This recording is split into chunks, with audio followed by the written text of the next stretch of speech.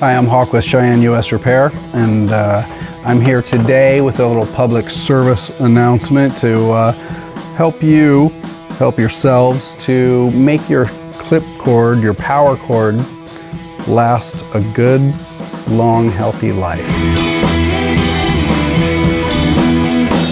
Often I see these guys coming in at the repair center and the insulation has been pulled back and the cable's exposed, and it's a shame. I hate to see it. It's a sad thing to see. So today I'm here to talk about how to make your Cheyenne power cable last, and that is, don't yank on it.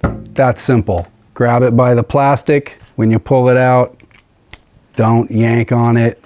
You'll be good. That cable will last you for years. Thanks for watching. I hope that was helpful for you. Check out the rest of our videos in this 8-part series, Cheyenne Service and Repair. And I'll see you next time.